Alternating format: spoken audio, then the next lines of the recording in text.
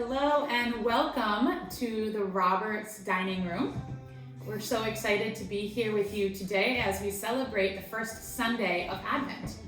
And with me today, I have 4 of my children with me to help all of us get our Advent wreaths done this year. As you know, every year we get to do this as a large group, but how beautiful of a blessing we've all had over these last several months to spend more time with our family, with our children and our spouses.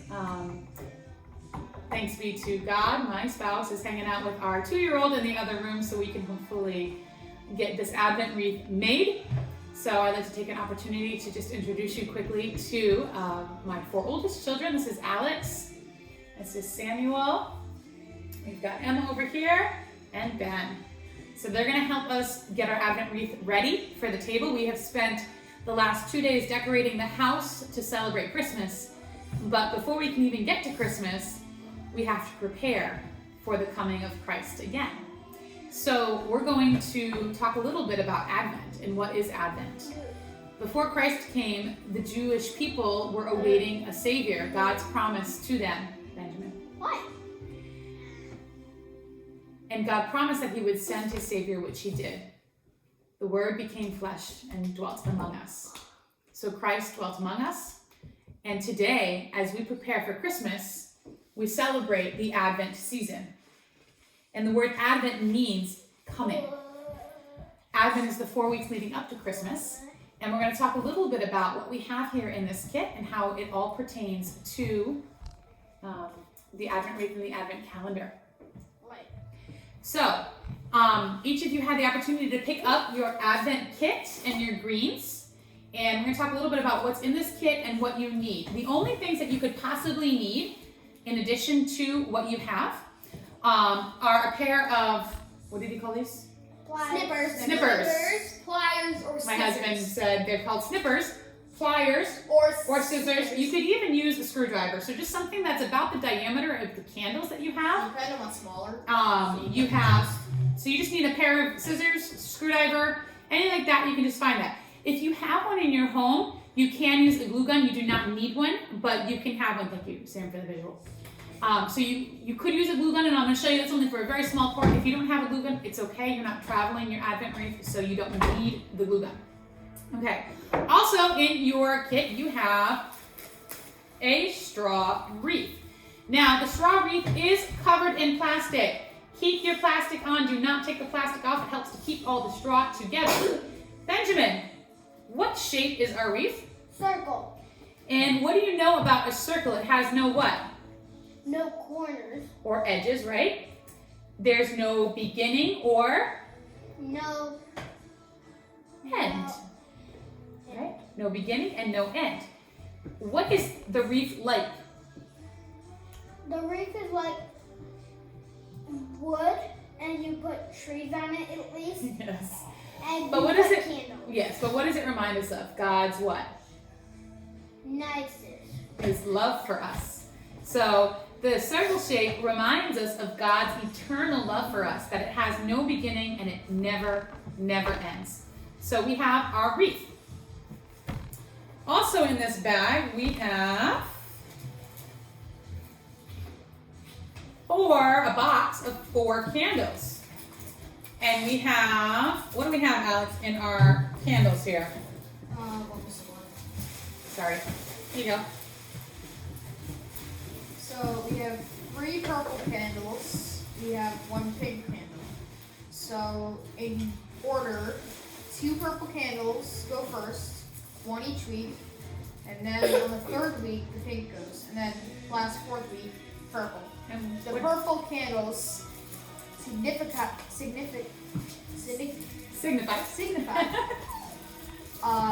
waiting, hoping, longing for the arrival of Jesus Christ. The pink, the 3rd week, signifies.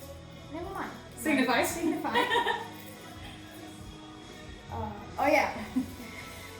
That must be all okay. Okay. But it means that Jesus is hastily approaching and will be coming very soon. Do you remember the name of the 3rd Sunday of Advent, what we call that? Gaudete? Gaudete Sunday. when our priest will wear rose, not pink, rose-colored vestments. But we'll see the themes of purple and pink throughout the next 4 weeks in our church through our vestments. In addition, we are so blessed, Mrs. Lamine made us bows for our candles. So we've got 3 purple bows and 1 pink or rose-colored bow. So we have those. Now we'll talk about, really important, you have a bag of greeting pins. Now many of you know usually we're very tight on our pins, usually like 25, but we gave you 40 this year, so you will not run out of greeting pins.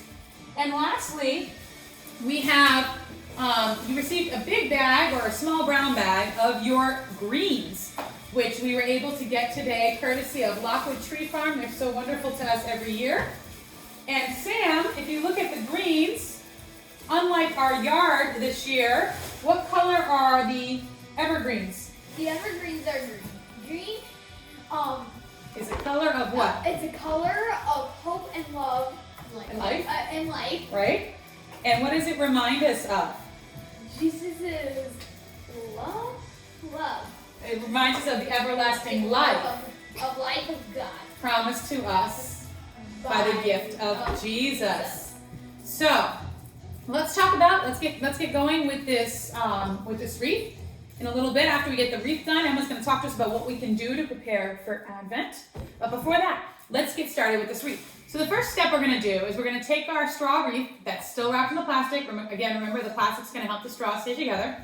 We're going to use our snippers or our scissors or our pliers or our screwdriver, whatever it may be, to cut 4 holes into the wreath. Okay?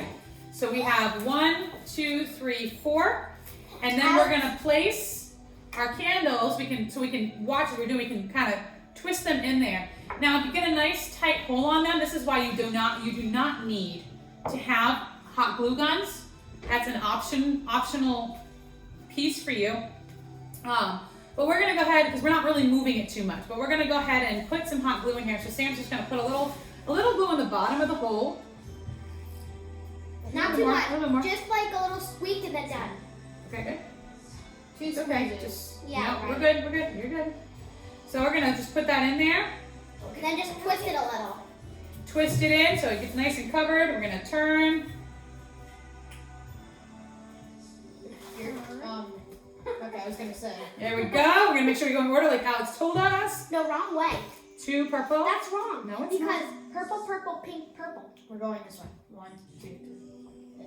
Yeah. Purple. Purple. Honestly, it doesn't matter where you put the pink because Okay, fine. it's a triangle, so Well, because it's automatically we're gonna not- be like that. Okay, we're good. Okay, thank you. So if you have the hot glue gun, feel free to do that. Glue in your candles if you wish. Again, it's not necessary. Go ahead. One more. Thank you. Okay, can you unplug that please from the My wall? hands are. It's okay. You'll survive. Okay, so now our candles are on. That step is done. We're not doing the bows yet. The next thing we're going to do is we're going to get the greens and the pins.